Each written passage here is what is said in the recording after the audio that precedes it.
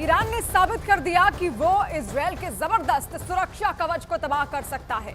Iran ने 5 तरह की बैलिस्टिक मिसाइलों से हमला किया था और इसमें सबसे खतरनाक मिसाइल थी जिसने मोसाद का हेडक्वार्टर तबाह कर दिया। ये दावा ईरान का है, हालांकि इजरायल ने इससे इंकार किया है।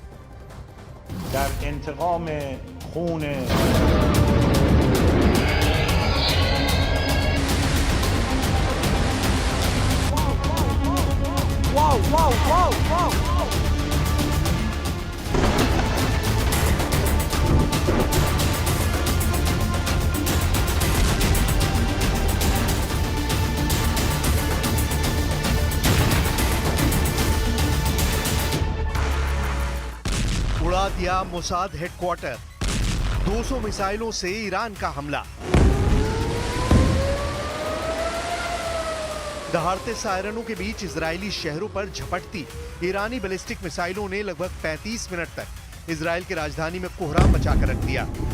ईरान ने लगभग 2000 किलोमीटर दूर से इतना भयानक हमला किया था कि इजरायल का सबसे एडवांस आयरन डोम भी ईरान की कई बैलिस्टिक मिसाइलों को रोक नहीं पाया। ईरान ने इस हमले को ऑपरेशन ट्रू प्रॉमिस 2 नाम दिया है।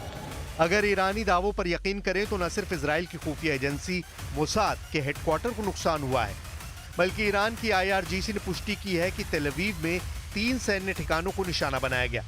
इसमें इजरायल के नेवातिम एयरबेस, हेत्जेरिम एयरबेस और टेल नॉफ एयरबेस शामिल हैं। हेत्जेरिम एयरबेस से ही F-35 फाइटर जेट से हिजबुल्लाह चीफ नसरल्ला पर मिसाइलें गिराई गई थी। इसके अलावा नेवातिम एयरबेस से भी इजरायल के F-15 फाइटर जेट ने नसरल्ला को मारने के लिए उड़ान भरी थी।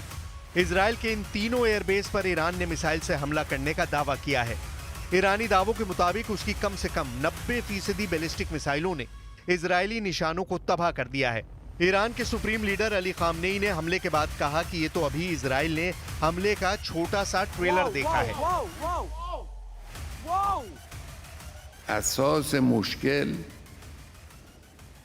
که این درگیری ها و جنگ ها و نگرانی ها و دشمنی ها و اینا رو به وجود میاره، اساس مشکل ناشی از حضور همون کسانی است که دم از इस वीडियो को गौर से देखिए। ईरान की IRGC के टॉप कमांडर इजरायल पर मिसाइल हमले के दौरान हमले का लाइव प्रसारण देख रहे हैं।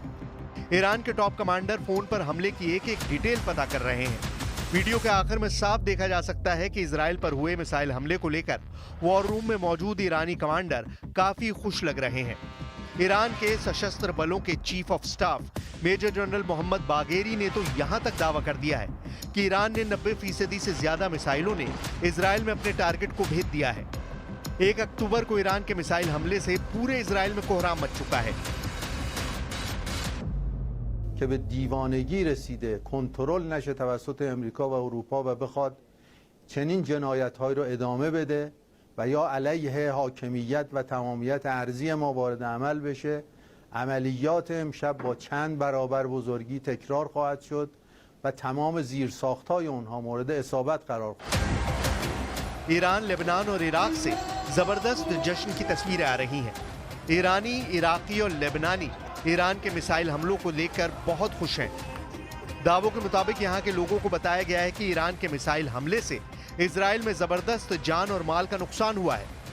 हालांकि इजरायल ने अभी तक नहीं बताया है कि उसे कितना नुकसान हुआ है। इजरायल का दावा है कि उसने ईरान की 90% से ज्यादा मिसाइलों को हवा में ही मार गिराया है और जो मिसाइलें इजरायल में गिरी हैं वो ऐसे इलाकों में गिरी हैं जिनसे इजरायल को जान माल का नुकसान नहीं हुआ है। लेकिन ये बात सही है कि ईरान ने अपनी बैलिस्टिक मिसाइलों से इजरायल की राजधानी तेल अवीव में जबरदस्त कोहराम मचाया है। खासतौर से इजरायल की फतह मिसाइल ने इजरायली सुरक्षा कवच को भेद कर रख दिया है। इस बार ईरान ने हाइपरसोनिक फतेह 2 मिसाइलों से हमला करके इजरायल को चौंका दिया है। ईरान की फतह मिसाइल की अधिकतम स्पीड 16,000 किलोमीटर प्रति घंटा होती है। ये मिसाइल हाइपरसोनिक गति से उड़ान भरती है। फतह मिसाइल साउंड की चाल से 5 गुना तेज रफ्तार से उड़ान भरती है। अनुमान के मुताबिक ईरान के पास लगभग 3000 फतेह 2 बैलिस्टिक मिसाइलें हैं। हालांकि आंकड़ा 2.5 साल पहले का है, ऐसे में संख्या ज्यादा भी हो सकती है। इस बार ईरान ने इजरायल पर पहले हमला करने के लिए इमाद और गदर मिसाइल का इस्तेमाल किया है, जिनकी स्पीड आवाज की रफ्तार से 6 गुना या उससे ज्यादा है। ईरानी दावों के मुताबिक इजराइल पर हमला करने के लिए 5 तरह की बैलिस्टिक और हाइपरसोनिक मिसाइल का इस्तेमाल किया गया। ईरान ने इजराइल को निशाना बनाकर बैलिस्टिक मिसाइल शहाब 3, इमाद, गदर और खैबर शिकन का इस्तेमाल किया। इसके अलावा हाइपरसोनिक मिसाइल फतेह 1 और फतेह का भी इस्तेमाल किया गया है।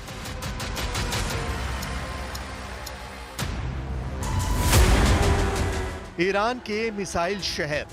रिपोर्ट्स के दावों के मुताबिक ईरान के पास लगभग 48 से ज्यादा ऐसे बंकर हैं जिसमें घातक मिसाइलें मौजूद हैं। लेकिन दिक्कत यह है कि ईरान से इजराइल के बीच की दूरी 1700 से 2000 किलोमीटर तक है। ऐसे में ईरान के पास एक ही रास्ता है कि उसे इजराइल पर हमला करने के लिए ऐसी मिसाइलें मिलें जो इजराइल को एक ही हमले में तबाह करके रख दें। आप जरा ईरान के इस वीडियो को देखिए जहां एक सुरंग में ईरान ने गुप्त रूप से अपना फाइटर जेट F4 फैंटम छिपा रखा है।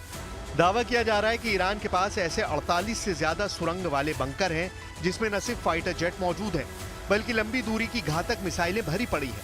दावा किया जा रहा है कि इसी तरह के बंकरों से ईरान मिसाइलें निकालकर इजराइल पर हमले कर रहा है। आप खुद ही देख लीजिए जिन मिसाइलों से ईरान ने इजराइल पर हमले किए हैं वो कितनी जबरदस्त हैं।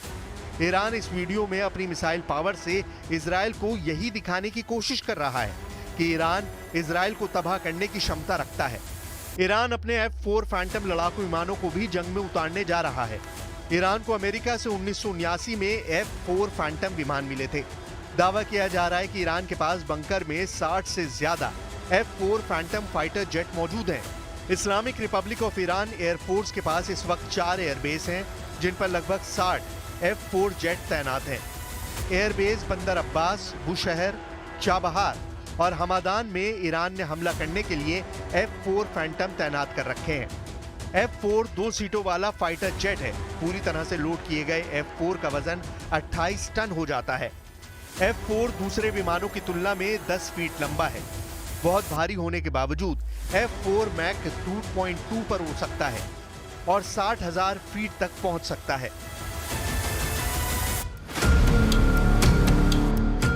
अब सवाल उठता है कि क्या इजराइल ईरान पर बड़ा हमला करने का जोखिम उठाएगा या फिर ईरान के हमलों से निपटने का कोई और तरीका निकालेगा।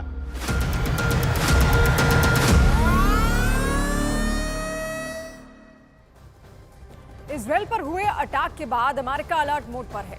अमेरिकी रक्षा मंत्री लॉयड ऑस्टिन ने दावा किया है कि मिडिल ईस्ट में अमेरिकी सेना एक्टिव है और अमेरिका इजराइल की हिफाजत करता रहेगा।